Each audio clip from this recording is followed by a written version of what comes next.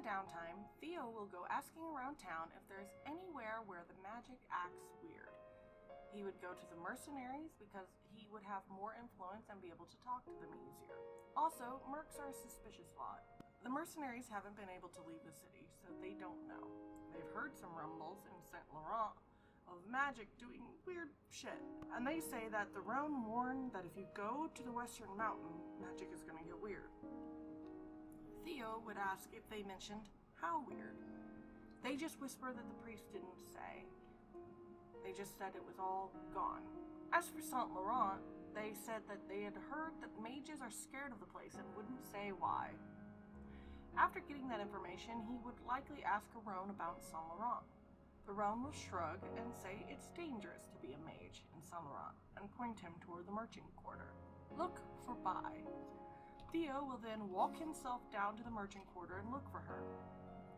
Evangeline Bai is at the merchant quarter and can be found. She still looks like she got hit by a truck, but, like most merchants, ain't no thing like dying gonna keep her out of a profit. Theo would approach and say that he was told to talk to her about the mages and Saint Laurent. Eve would shrug and gesture around her. My husband is from Saint Laurent. He's around here. Can you point me toward him? She gestures to a large, dark-skinned man with dreads and beads nearby, wiping the mouth of a child. Is it his child? Is it a street child? Hard to say, but they're filthy. A tall, dark-skinned man with dreadlocks that go from dark to white is visible in the distance, trying to corral several children who refuse to pay attention to Dad and his stinky veggies.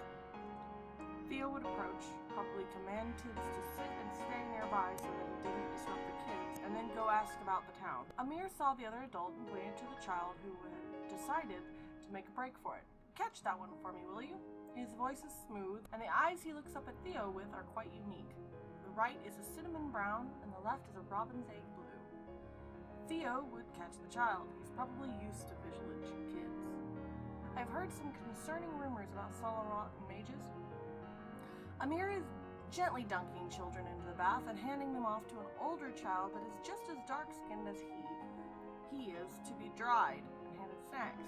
Well, that does sound concerning.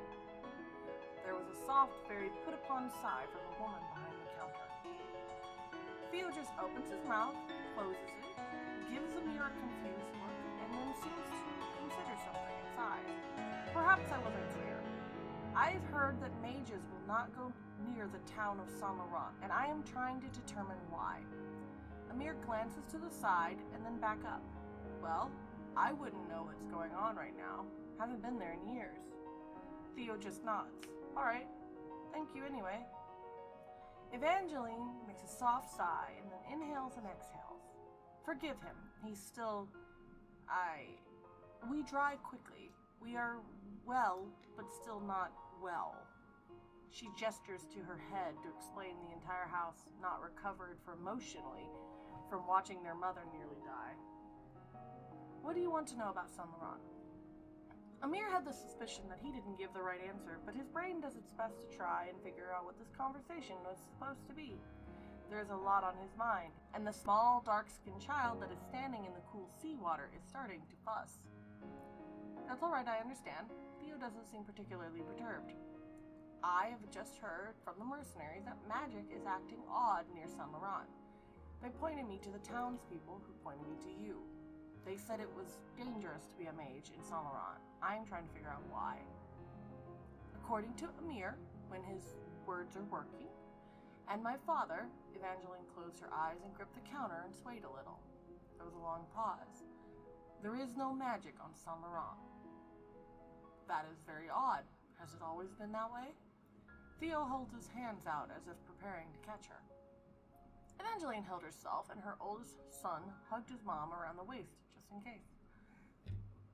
To my understanding, it's only been the last few years, and after that horrible hurricane season of year, was that 3 or 4? Amir thought about it. That sounds about right. It wasn't very long ago. Well, after we were removed from the island. Theo's eyebrows raised. Why were you removed? When my people, Evangeline corrected herself, my father's people, The deep folk rescue sailors. They tend to separate them by species.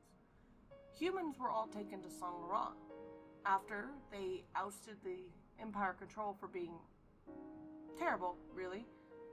The same reason we are fighting. The humans ousted the Lord Regent of the town. Amir's family were the servants for the Lord Regent. Amir nodded. My family had worked for the Lord Regent for generations. Many of us were immortalized at the main manor, but that is over now. He pulled the child that he was washing out of the water and passed him off to be dried and grabbed another. The Bai general store had the usual things one might expect to find from the sea. Evangeline sat behind the counter with more niche magic items that she offered, but most of what she offered appeared to be sea-related. On the shelf, there was a beautiful golden dragon sat on a driftwood stand. Theo can't read the inscription below it, but if Riley ever wandered in, it could be read, Dragon of the East. On the other wall is the crest of the Merchants Guild. I see. Thank you for the information. It helps a lot.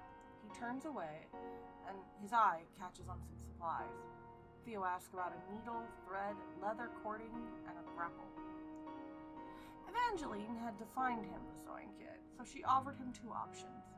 There was one for 4 onyx with the usual things one might expect, 4 beautifully crafted bone needles and waxed linen thread, as well as a few extra buttons of different colors. The second one had shimmery blue thread and shell buttons instead.